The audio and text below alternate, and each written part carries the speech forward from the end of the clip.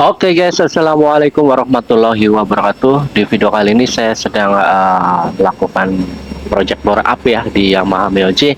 Jadi nanti saya akan pasang piston dan boring produk dari BRT ukuran 58. Oke.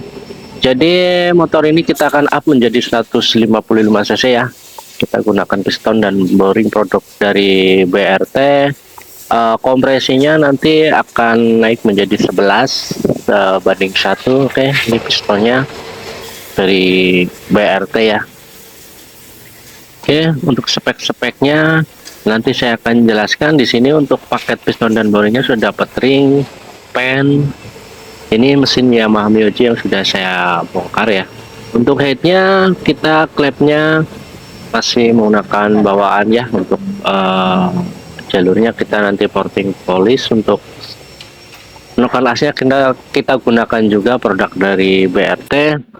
Untuk yang lainnya karena ini spek harian ya, ini data-data super cast iron block dari BRT ya. Ini mungkin saya akan bahas sebentar.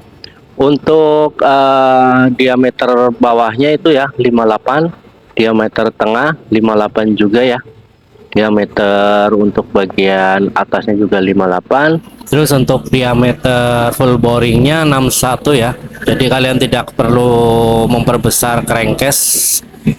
Untuk tinggi boringnya ini tuh 71. Oke. Mungkin itu aja data speknya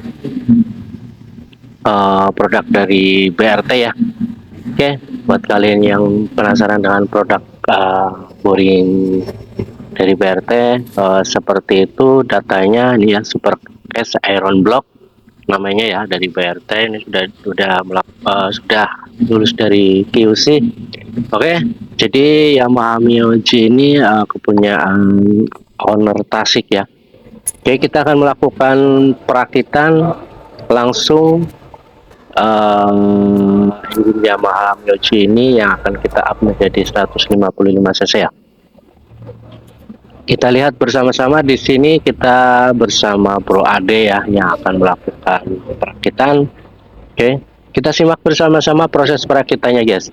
Oke, sebelum perakitan semuanya kita kasih pelumas ya dari piston boring agar nyala awal tersebut tidak terjadi gesekan ya, gesekan yang mengakibatkan piston dan boring terluka ya.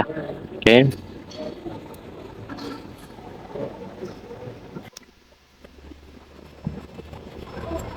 Kita lihat bersama-sama guys. Jadi buat kalian yang menginginkan Yamaha Myoji kalian lebih bertenaga lagi, wajib simak video ini ya. Nanti kita akan kasih tahu apa-apa aja sih part-part pendukung lainnya selain piston dan boring agar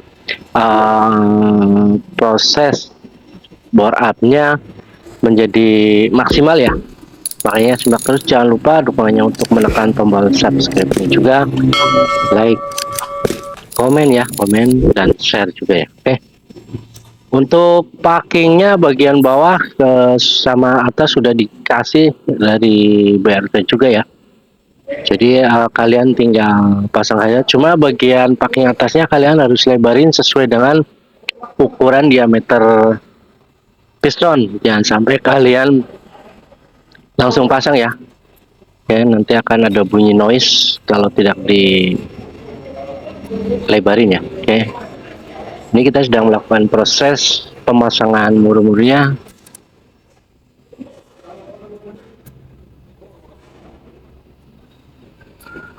Di sana juga terlihat ya, di sana juga terlihat Honda Beat guys. Honda Beat yang sedang turun mesin itu cat ya, karena tidak ada olinya ya Honda Beat itu ya.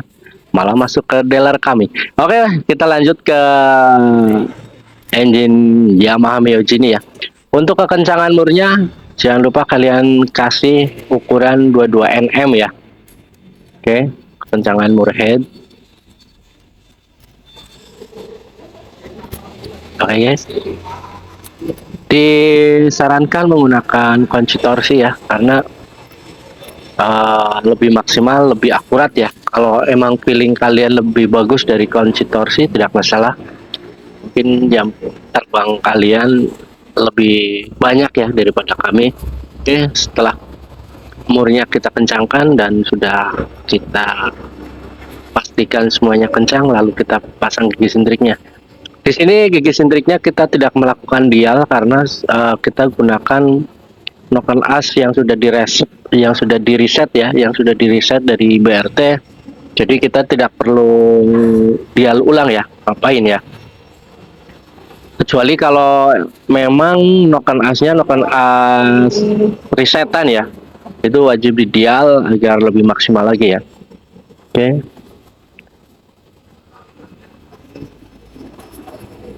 Oke guys, setelah semua dipastikan top dan benar untuk garis top sintriknya, lalu kita kencangkan ya. Untuk baut top sintriknya kalian bisa kencangkan di 22 Nm ya ukuran kekencangannya. Setelah itu kita akan pasang tensioner ketengnya. Tensioner ketengnya kita gunakan tensioner keteng standar saja ya. Oke. Setelah semuanya pastikan benar dan klep sudah di-setel ya. Untuk celah klep in bisa kalian setel di 11, untuk yang X nya 13 ya. Kalau makin rapat itu tenaga bawahnya enak, kalau makin longgar top speed-nya yang enak ya. Oke. Untuk TB nya atau throttle bodinya kalian wajib ya disarankan menggunakan throttle body bawaan Xeon RC ya, karena throttle body ini memang sangat sangat bermanfaat dan berguna ya buat spek-spek power up ya. Untuk injektornya kalian gunakan injektor 2DP NMAX lama ya, dah nggak usah macem-macem pakai injektor racing. Injektor original pabrikan sudah terbukti ya, awet, akurat, pokoknya udah mantap ya. Untuk ECU-nya sih kalian bisa untuk spek-spek seperti ini bisa gunakan ECU standar juga, tidak masalah karena CO-nya bisa disetting. Kalau lebih maksimal lagi ada uang, bisa kalian gunakan produk ECU racing ya. Oke. Seperti saya ini menggunakan Juken ya ECU-nya ya. Baik guys, setelah semuanya terpasang ya, kita akan cek aliran olinya. Apakah aliran olinya itu lancar atau tidak ya? Karena aliran oli itu menentukan keawetan kondisi mesin juga ya. Oke, setelah semuanya lancar lalu kita kencangkan baut pengecekan olinya. Oke, kita langsung pasang businya. Untuk businya tidak perlu menggunakan busi-busi racing ya. Untuk businya malah kebanyakan mekanik-mekanik balap sering cari busi-busi standar ya buat buat motor-motor mereka ya. Jadi mending gunakan busi standar saja daripada busi-busi racing. Ini menurut kami ya.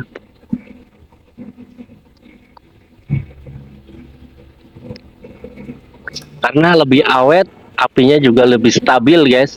Jadi tidak perlu api-api yang besar ya. Yang penting awet, stabil, itu yang penting ya. Oke. Setelah itu kita akan coba nyalain.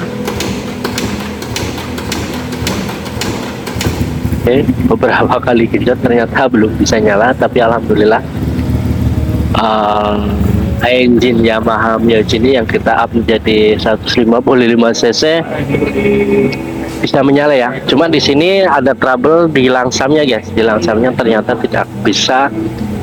Kita akan coba setting ISC-nya ya. Untuk setting ISC itu sendiri kalian bisa kasih jarak 3 mili ya. Untuk jaraknya sudah sering saya bahas untuk settingan ISC dengan baik dan benar. Mungkin di sini kita sudah terlalu banyak jam terbang setting ESC, jadi tidak perlu menggunakan jangka sorong ya untuk settingnya. Tapi buat kalian yang masih ragu-ragu bisa gunakan jangka sorong dengan jarak 3 mili ya. Oke, setelah itu kita akan pasang lagi. Mungkin di sini karena kita gunakan CDI Juken ya, mohon maaf, kita gunakan Echo Juken ya, jadi langsamnya memang di setel ulang. Tapi kalau kalian gunakan Echo standar pabrikan biasanya langsung jadi sih, langsung jadi ya. Jadi di sini TB-nya menyesuaikan dari Echo Juken ya. Oke, di sini kita masih belum nyala juga ya, setelah masih belum langsung nyala. Setelah nyala malah gede banget ini gas langsamnya ya. Kalau terjadi seperti ini dan ESC-nya sudah kita setel dengan akurat, kalian jangan bongkar lagi ESC-nya ya. Kalian setel bagian setelan TPS-nya ya. Oke, kalian kalau terlalu gede kalian coba kendorin sampai langsamnya stabil ya. Kalian kendorin. Untuk kejadian seperti ini biasanya di motor-motor yang menggunakan Echo Racing ya. Jadi langsamnya harus menyesuaikan dengan Echo Racing. Cuma biasanya kalau dipasang Echo standar lagi dia juga nggak normal, harus di setel ulang. Jadi seperti itu ya guys, kelemahannya ya kalau gonta-ganti Echo ya. Oke, kita jadi menyesuaikan dulu dengan Echo Racing ini agar langsam semuanya stabil ya. Di sini kasusnya langsamnya terlalu besar ya, setelah kita setting tadi ESC-nya malah jadi terlalu besar. Lalu kita turunin kelan TPS-nya ya. Oke, kita lihat bersama-sama. Setelah ini normal ya, nanti disetting juga ECU-nya biar lebih maksimal lagi, karena ECU Juken ini perlu penyesuaian secara manual ya, tidak seperti ECU standar bawaan motor ya. Kalau ECU Racing harus di setting manual dengan menggunakan software juga ya, debitnya, untuk setelan yang lainnya, pokoknya tetek bengeknya ya. Mungkin nanti di video selanjutnya kita akan bagikan tutorial cara setting Echo Juken ya. Oke, setelah kita setting ulang TPS-nya, alhamdulillah semuanya dari langsam, dari nyalanya juga sudah gampang lagi ya. Oke guys, mungkin itu aja video singkat dari saya. Semoga video tersebut bermanfaat buat kalian semua dan menjadi referensi untuk upgrade Yamaha Mio G kesayangan kalian semua menjadi 155 cc. Oke, ikutin terus channel YouTube Belek Project dengan cara subscribe, like, dan share. Jangan lupa kalau berjumpa dengan saya. Salam gaspol.